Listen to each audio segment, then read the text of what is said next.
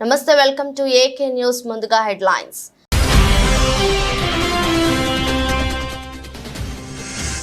ఘనంగా నెల్లూరు జిల్లాలోని విక్రమసింహపురి విశ్వవిద్యాలయం స్నాతకోత్సవం. ముఖ్య అతిథిగా హాజరై విద్యార్థులకు పట్టాలు ప్రదానం చేసిన గవర్నర్ అబ్దుల్ నజీర్.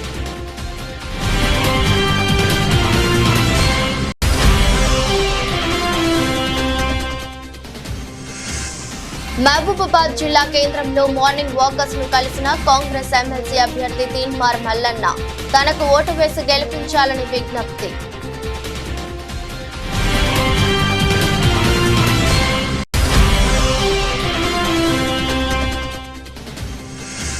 మూడు కొత్త క్రిమినల్ చట్టాలపై వార్తల పేరిట మీడియా వర్క్ షాప్ జూలై 1 నుండి అమలులోకి రానున్నట్లు వెల్లడించిన మాజీ ఐజీ దామోదర్.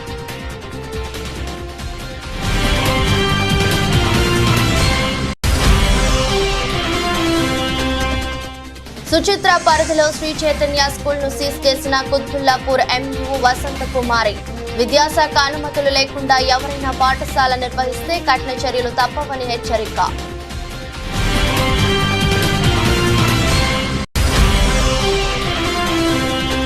పిన్నెల్లి దాడి చేయడానికి ముందు ఏం జరిగిందో వీడియో బయట పెట్టాలన్న వైసీపీ నేత కాసు మహేష్. మాచర్లలో టీడీపీ రిగ్గింగ్ చేస్తేనే పిన్నెల్లి ఈవీఎంను ధ్వంసం చేశారని వివరణ. శ్రీ పొట్టి శ్రీరాములు నెల్లూరు జిల్లాలోని విక్రమసింహపురి విశ్వవిద్యాలయం 8వ స్నాతకోత్సవం ఘనంగా జరిగింది. రాష్ట్ర గవర్నర్ ఎస్ అబ్దుల్ నజీర్ ముఖ్య అతిథిగా హాజరై విద్యార్థులకు పట్టాలు ప్రదానం చేశారు. ఈ సందర్భంగా గవర్నర్ విద్యార్థులందరికీ అభినందనలు తెలిపారు. Shri Pratap Bhimareddy foundation gold medal for the year 2021. Now I read out names of gold medal recipients. The campus of Vikramasimhapura University is encompassed by lush greenery and forests, serene water bodies, and verdant agricultural fields which I was observing on my way to the university.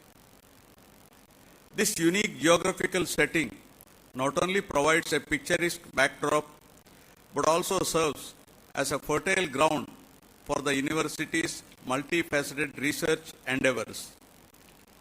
Leveraging the availability of abundant natural resources in the surroundings, the university has been able to conduct interdisciplinary research aimed at addressing the pressing societal challenges. Through its NSS and social work activities, the university has also been able to extend the outcome of its research initiatives to the neighboring villages, contributing to their overall development and well-being.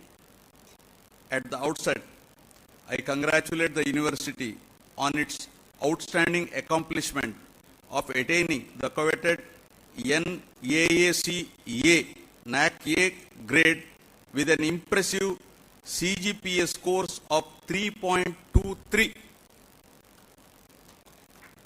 This achievement is a testament to the relentless efforts and unwavering dedication of the entire university community. I think you must give a round of applause to the Vice Chancellor and others.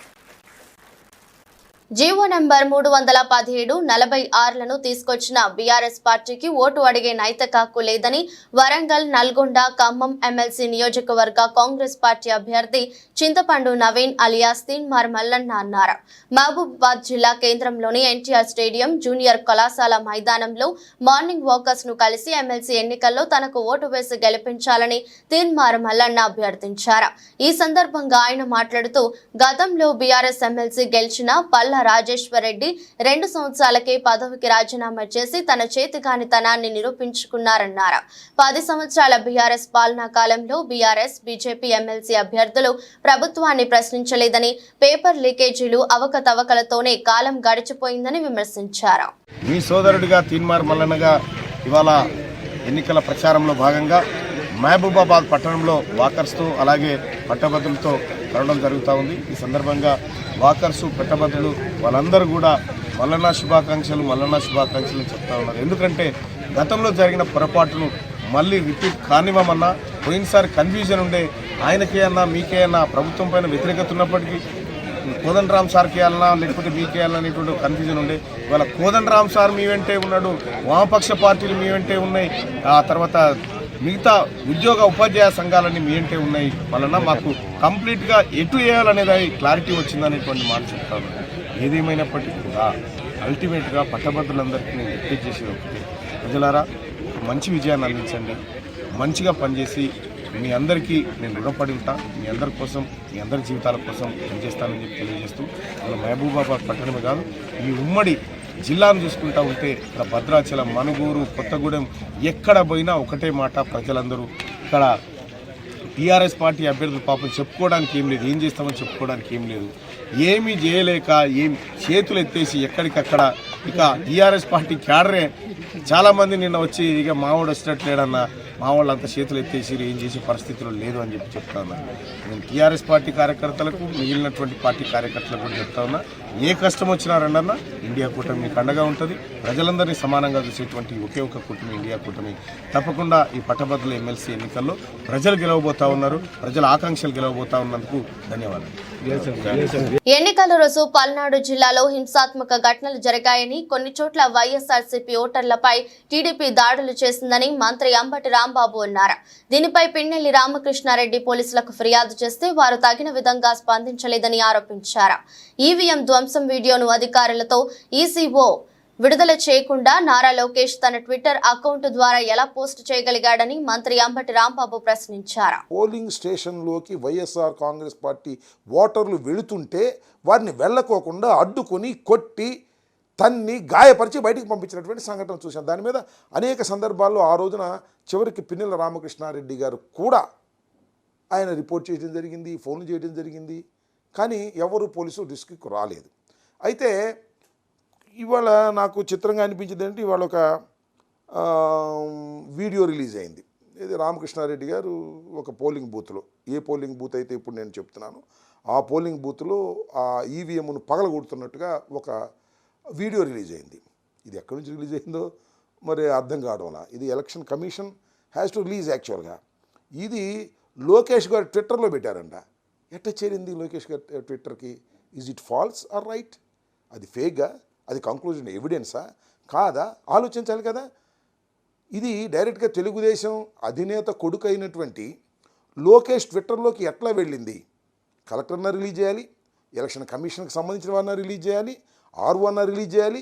Release చేయకోకుండా వారికి ఎలా చేరింది అంటే ఇక్కడ ఏదో కుమ్మక్కు జరుగుతూ ఉన్నది అనేటువంటి భావన చాలా స్పష్టంగా అర్థమవుతూ ఉన్నది. అంటే అధికారులు, ఎన్నికల కమిషన్ ఉన్న అధికారులు, తెలుగుదేశం పార్టీ వారు కలిసి కుట్ర చేస్తున్నారేమోననేటువంటి అనుమానం కలగటం సహజమైనటువంటి అంశం. ఒకవేళ అది నిజంగానే జరిగిన సంఘటన అనుకోండి, చట్టం తన పని తాను చేసుకుంటుంది, దానిలో ఏ విధమైన తప్పిదము లేదు. మేము అనేది ఏంటంటే ఇట్స్ ఎ ఫేక్ కూడా కావచ్చు అనేటువంటి అభిప్రాయం. అదే బూత్లో నేను మనవి చేస్తున్నా, ఎక్కడైతే ఇవాళ ఆ పాలవాయి గేట్ అనేటువంటి బూత్ ఉందో ఆ బూత్లో ఎంత దారుణంగా జరిగిందంటే అంతకుముందు మన పిన్నెల రామకృష్ణారెడ్డి గారు చాలా క్లియర్గా ఎస్టాబ్లిష్ చేశారు అక్కడ. అది కూడా నేను మీకు చూపిస్తా.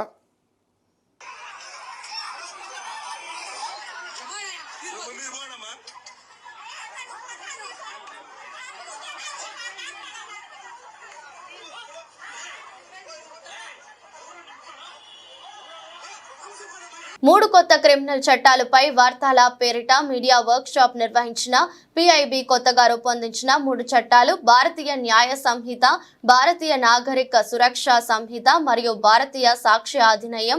ఈ 3 చట్టాలు రానున్న జూలై 1, 2024 నుండి అమలులోకి రానున్నాయి. ఈ 3 చట్టాలు భారత శిక్షా స్మృతి IPC 1860, criminal procedure code CrPC 1973 మరియు ఇండియన్ ఎవిడెన్స్ యాక్ట్ 1872లను రీప్లేస్ చేయనున్నాయి. ఈ 3 కొత్త క్రిమినల్ చట్టాలలో సమకాలీన కాలం మరియు వాడుకలో ఉన్న సాంకేతికతలకు అనుగుణంగా అనేక కొత్త నిబంధనలు చేర్పించడం జరిగింది. ఆంధ్రప్రదేశ్ ఐపీఎస్ రిటైర్డ్ మరియు మాజీ ఐజీ ఆఫ్ పోలీస్ అయిన ఈ దామోదర్ ఈ సమావేశంలో ప్రసంగిస్తూ సమర్పించిన క్రిమినల్ చట్టాలు మారుతున్న కాలానికి అవసరాలకు అనుగుణంగా సవీకరించబడ్డాయని తెలిపారు. ఈ చట్టాలన్నీ కూడా బ్రిటిష్ వాళ్ళు మనల్ని కంట్రోల్ చేయడానికి, పాలకులమైనటువంటి మనల్ని కంట్రోల్ చేయడానికి 150 సంవత్సరాల క్రితం ఇచ్చారు. 1947 సంవత్సరంలో భారత స్వాతంత్రోద్యమ చట్టము ఇండియన్ ఇండిపెండెన్స్ యాక్ట్ చేసినప్పుడు అన్ని చట్టాలు రివైజ్ చేయలేరు కాబట్టి all the laws existing in India as on the date of the independence day are deemed to be in existence till such time they are repealed by the appropriate body అన్నారు. తిరిగి వాటిని మార్చేంత వరకు ఏ ఏ చట్టాలైతే భారతదేశంలో ఉన్నాయో అవన్నీ కూడా ఉంటాయని ఇండియన్ ఇండిపెండెన్స్ యాక్ట్ లో చెప్పారు. అందువల్ల ఇవి కంటిన్యూ అవుతున్నాయి అన్నమాట. పోలీసు వ్యవస్థ కూడా కలోనియల్ ఉండడానికి కారణం ఏంటంటే మేము ఇప్పటికి కూడా ఇండియన్ పోలీస్ యాక్ట్ 1861 ద్వారానే ఉంటున్నాం. ఆ దిశలు కూడా అది.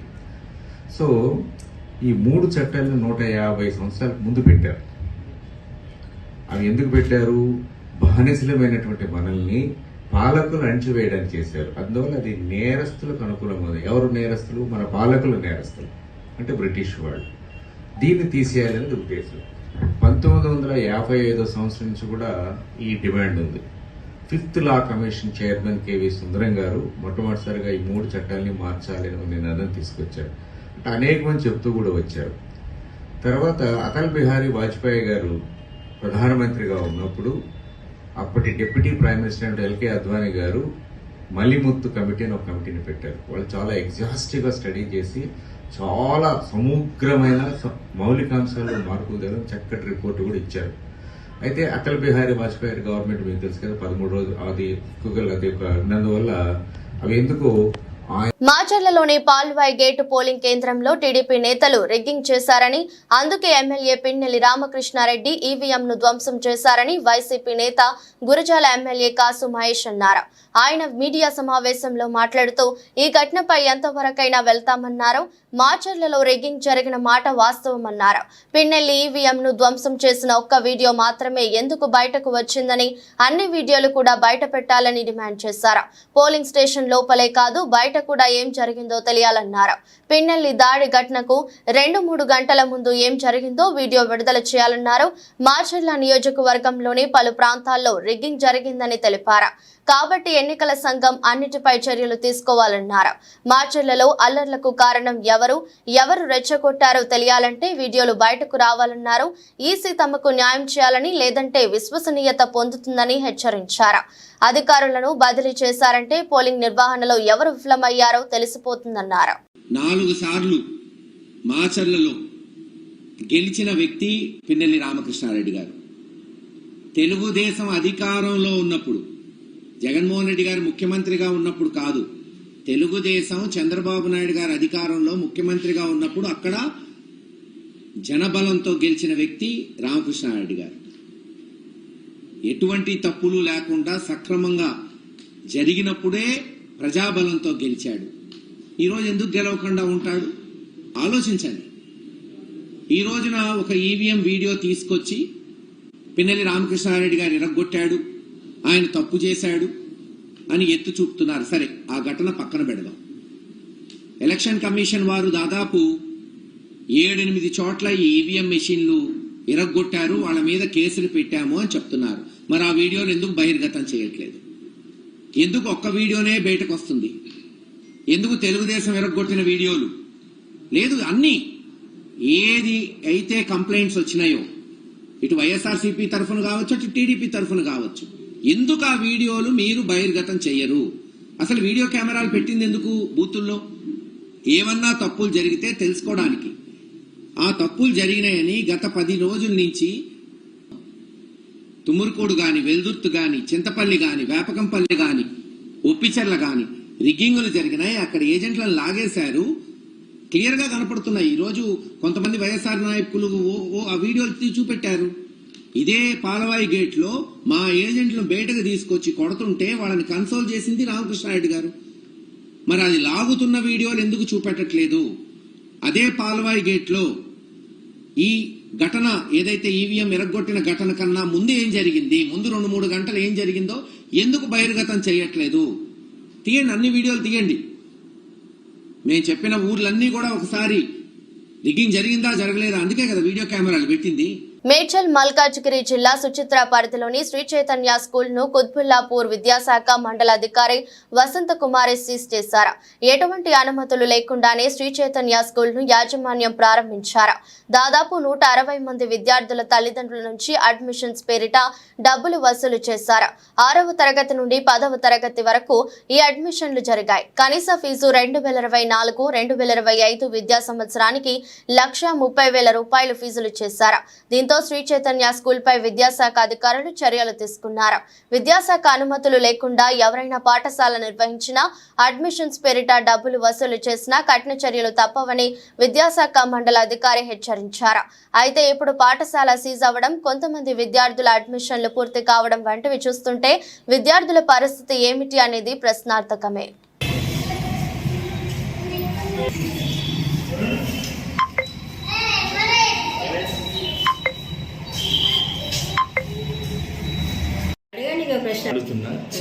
సుచిత్ర సర్కిల్లో ఉన్నటువంటి శ్రీ చైతన్య స్కూల్కి ఎటువంటి అనుమతి లేదు. ఫిర్యాదులు వచ్చినటువంటి నేపథ్యంలో పాఠశాలకు వెళ్లి తనిఖీ చేయడం జరిగింది. వారు ఎటువంటి కూడా అనుమతి పత్రాలు చూపించనందువలన పాఠశాలను సీజ్ చేయడం జరిగింది. అడ్మిషన్స్ అన్ని కూడా వాపసు చేయమని చెప్పడం జరిగింది సార్. అన్ని స్కూల్స్ ఇంచుమించుగా చెక్ చేస్తూనే ఉంటాము. వెళ్ళి అనుమతులు లేనటువంటి వాటి మీద ముందు మనము చర్యలు తీసుకోవడం జరుగుతుంది సార్. ఈ జరిగినటువంటి సంగతిని మనం పైన ఉన్నటువంటి డిఓ మేడం గారికి మనం తెలియజేయడం జరిగింది. మేడం ఆదేశానుసారం తదుపరి ఏం చేయమంటే చేయడం జరుగుతుంది. భద్రాద్రి కొత్తగూడెం జిల్లా భద్రాచలం మండల కేంద్రంలోని కేకే ఫంక్షన్ హాల్ నందు భద్రాచలం నియోజకవర్గం కాంగ్రెస్ పార్టీ ముఖ్య నాయకుల ఎమ్మెల్సీ పట్టభద్రుల సన్నాహక సమావేశం నిర్వహించగా ఈ కార్యక్రమానికి ముఖ్య అతిథులుగా భద్రాచలం నియోజకవర్గం ఎమ్మెల్యే తెల్లం వెంకట్రావు, నల్గొండ, ఖమ్మం, వరంగల్ జిల్లాల పట్టభద్రుల ఎమ్మెల్సీ అభ్యర్థి తీన్మార్ మల్లన్న హాజరయ్యారు. ఈ సందర్భంగా భద్రాచలం శాసనసభ్యులు డాక్టర్ తెల్లం వెంకట్రావు మాట్లాడుతూ ఈ 27వ తారీఖున జరిగే పట్టభద్రుల ఎన్నికల్లో మొదటి ప్రాధాన్యత ఓటు వేసి మన కాంగ్రెస్ పార్టీ అభ్యర్థి శ్రీ తీన్మార్ మల్లన్న గెలిపించాలని కోరారు.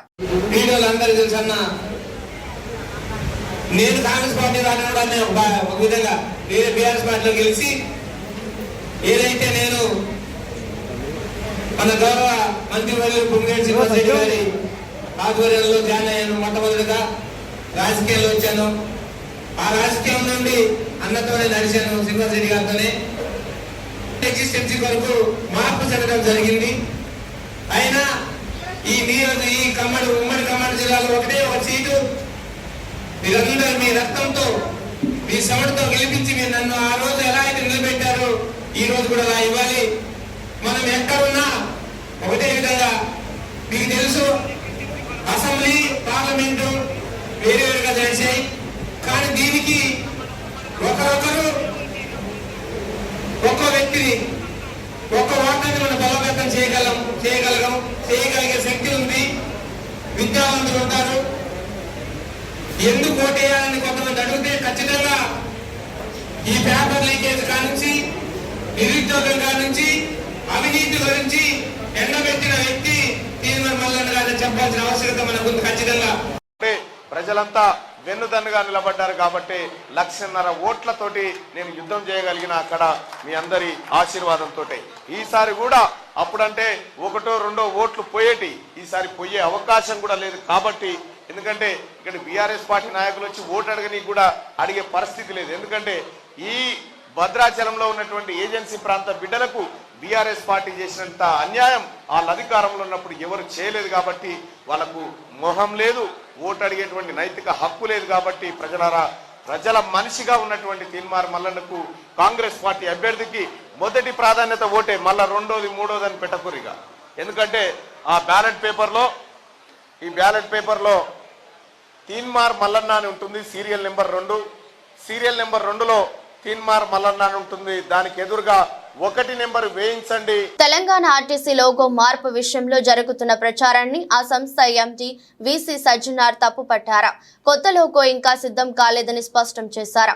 ఈ మేరకు తన ఎక్స్ ఖాతాలో పోస్టు పెట్టారు. కొత్త లోగో విషయంలో సోషల్ మీడియాలో జరుగుతున్న ప్రచారంలో ఏమాత్రం వాస్తవం లేదు. అధికారికంగా ఇప్పటి వరకు కొత్త లోగోను సంస్థ విడుదల చేయలేదు. టీజీఎస్ ఆర్టీసీ కొత్త లోగో అంటూ సోషల్ మీడియాలో ప్రచారం అవుతున్న లోగో ఫేక్. ఆ లోగోతో సంస్థకు ఎలాంటి సంబంధం లేదు. లేదు. కొత్త లోగోను సంస్థ రూపొందిస్తుంది. కొత్త లోగోను టీజీఎస్ ఆర్టీసీ యాజమాన్యం ఇంకా ఫైనల్ చేయలేదు అని ఆయన పేర్కొన్నారు. ఈ మేరకు సోషల్ మీడియాలో ఓ పోస్ట్ పెట్టారు. ఎన్నికల నిబంధనలు ఉల్లంఘిస్తే చట్టరీత్యా చర్యలు తప్పవని అవనిగడ్డ డీఎస్పీ మురళీధర్ అన్నారు. అవనిగడ్డ పోలీస్ స్టేషన్ నందు ఏర్పాటు చేసిన మీడియా సమావేశంలో అవనిగడ్డ డీఎస్పీ మురళీధర్ మాట్లాడుతూ కృష్ణా జిల్లా ఎస్పీ నయూం ఆస్మి ఆదేశానుసారం ఎన్నికల నిబంధనలు ఉల్లంఘించిన వారిపై చట్టరీత్యా చర్యలు తీసుకుంటామని హెచ్చరించారు.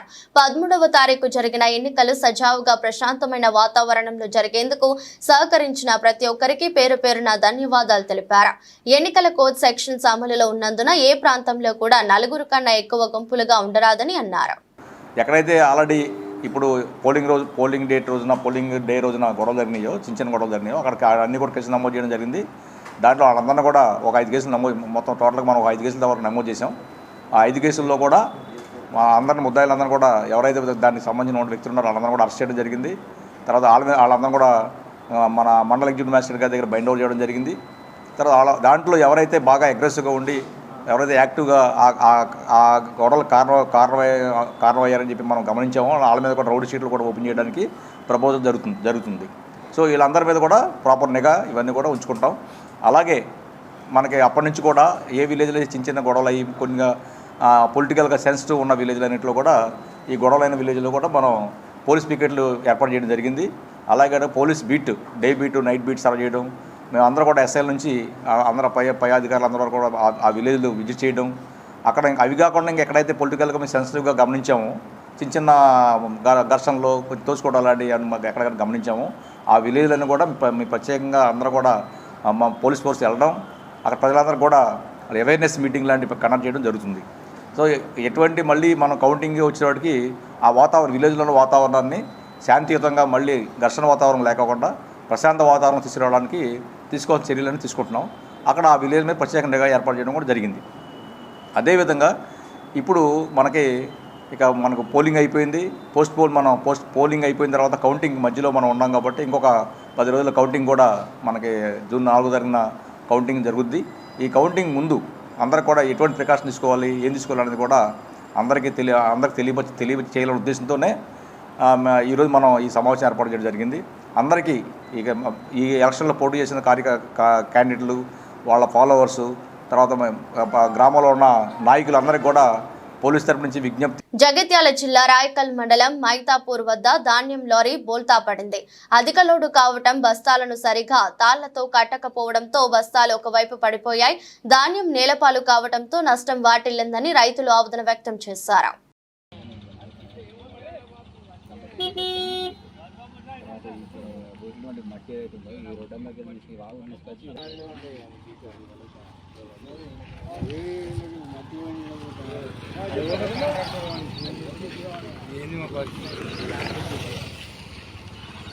నల్గొండ, వరంగల్, ఖమ్మం గ్రాడ్యుయేట్ ఎమ్మెల్సీ ఉప ఎన్నికల్లో బీఆర్ఎస్ పార్టీ అభ్యర్థి ఏనుగుల రాకేష్ రెడ్డికి జేడీ లక్ష్మీనారాయణ తన మద్దతు తెలిపారు.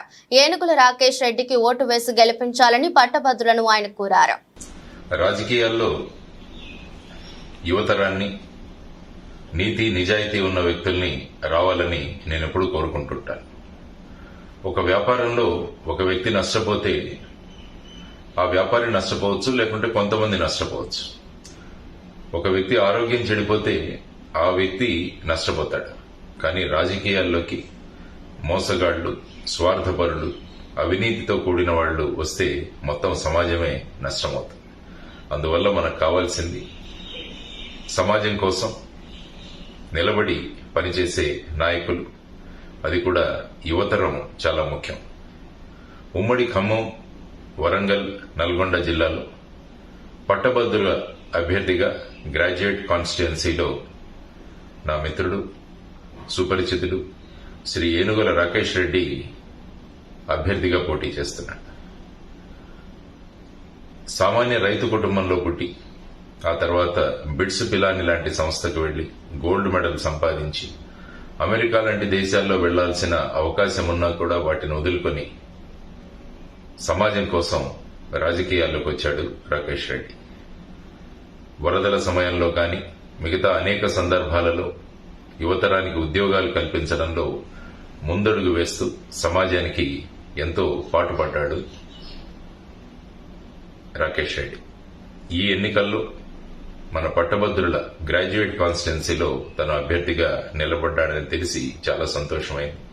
అందువల్ల మీ అమూల్యమైన ఓటు మొదటి ప్రాధాన్యత సీరియల్ నంబర్ 3లో ఉన్న ఏనుగుల రాకేష్ రెడ్డికి వేసి అఖండ మెజారిటీతో ఆయన్ను గెలిపించడం కాదు, మనల్ని మనం గెలిపించుకుందామని మీ అందరికీ విన్నపం చేస్తున్నాను.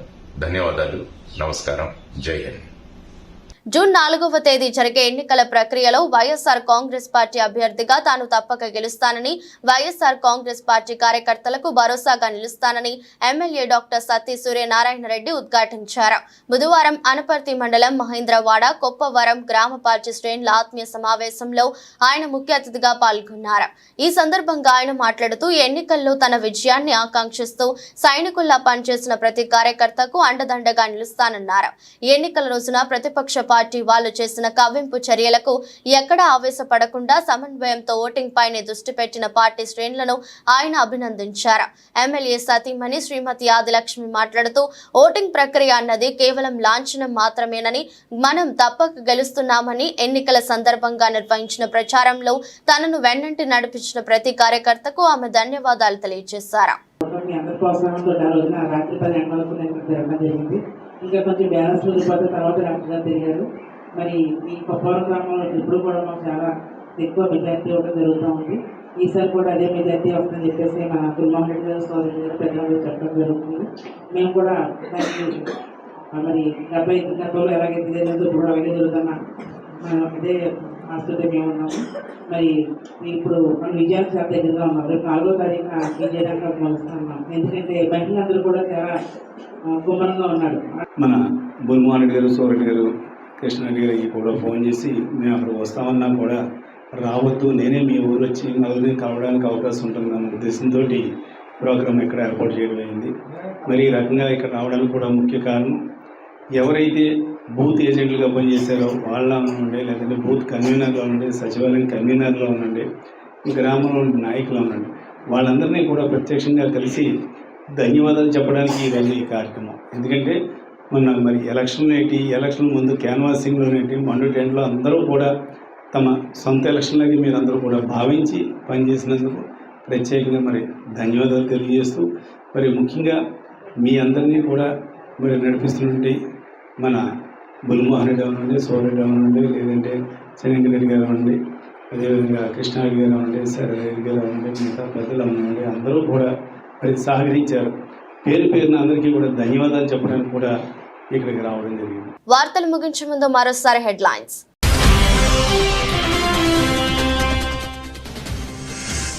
ఘనంగా నెల్లూరు జిల్లాలోని విక్రమసింహపురి విశ్వవిద్యాలయం స్నాతకోత్సవం. ముఖ్య అతిథిగా హాజరై విద్యార్థులకు పట్టాలు ప్రదానం చేసిన గవర్నర్ అబ్దుల్ నజీర్.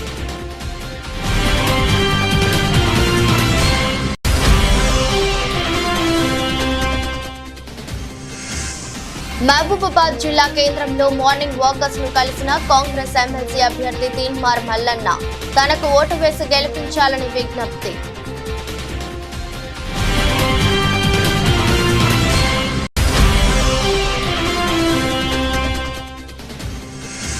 మూడు కొత్త క్రిమినల్ చట్టాలపై వార్తాల పేరిట మీడియా వర్క్ షాప్ జూలై 1 నుండి అమలులోకి రానున్నట్లు వెల్లడించిన మాజీ ఐజీ దామోదర్.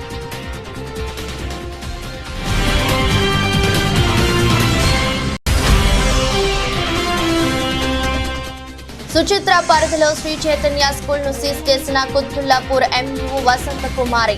విద్యాశాఖ అనుమతులు లేకుండా ఎవరైనా పాఠశాల నిర్వహిస్తే కఠిన చర్యలు తప్పవని హెచ్చరిక.